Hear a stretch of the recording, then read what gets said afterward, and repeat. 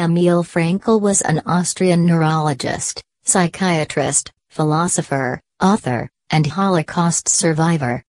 He was the founder of logotherapy, a school of psychotherapy which describes a search for a life meaning as the central human motivational force. Frankl published 39 books. The autobiographical Man's Search for Meaning, a best-selling book, is based on his experiences in various Nazi concentration camps.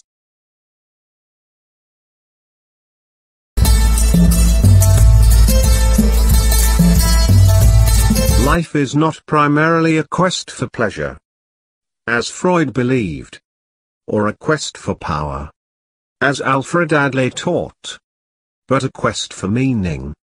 The greatest task for any person is to find meaning in his or her life.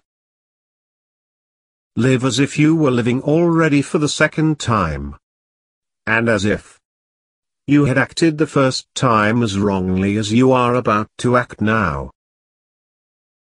It did not really matter what we expected from life, but rather what life expected from us.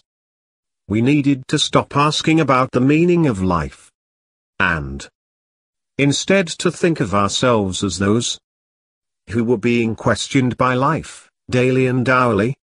Our answer must consist not in talk and meditation, but in right action, and in right conduct. Life ultimately means taking the responsibility to find the right answer to its problems, and to fulfill the tasks which it constantly sets for each individual. Man's search for meaning may arouse inner tension, rather than inner equilibrium. However, precisely such tension is an indispensable prerequisite of mental health. What matters, therefore, is not the meaning of life in general, but rather the specific meaning of a person's life at a given moment. To put the question in general terms would be comparable to the question posed to a chess champion.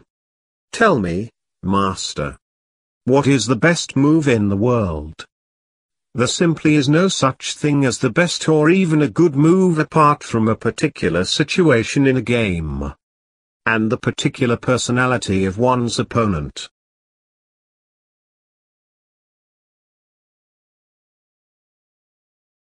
Bismarck could be applied. Life is like being at the dentist. You always think that the worst is still to come, and yet it is over already. Our current mental hygiene philosophy stresses the idea that people ought to be happy, that unhappiness is a symptom of maladjustment. Such a value system might be responsible for the fact that the burden of unavoidable unhappiness is increased by unhappiness about being unhappy. He is not only unhappy but also ashamed of being unhappy. At any moment, men must decide, for better or for worse, what will be the monument of his existence. What would have happened, doctor, if you had died first, and your wife would have had to survive you? Oh, he said. For her this would have been terrible, how she would have suffered. Whereupon I replied, you see, doctor, such a suffering has been spared her. And it was you who have spared her this suffering.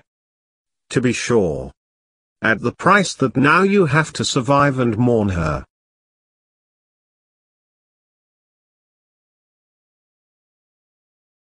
Man does not simply exist, but always decides what his existence will be, what he will become in the next moment.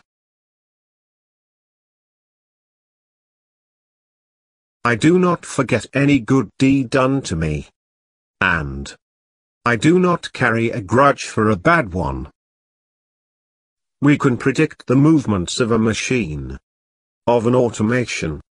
More than this, we can even try to predict the mechanisms or dynamisms of the human psyche as well. But man is more than psyche. But happiness cannot be pursued. It must ensue. One must have a reason to be happy. Once that reason is found, however, one becomes happy automatically. If you want anyone to laugh, you have to provide him with a reason. People have enough to live by, but nothing to live for. They have the means, but no meaning. If there is meaning in life at all, then there must be meaning in suffering. Suffering is an ineradicable part of life, even as fate and death. Without suffering and death, human life cannot be complete. To suffer unnecessarily is masochistic rather than heroic. What is to give light must endure burning.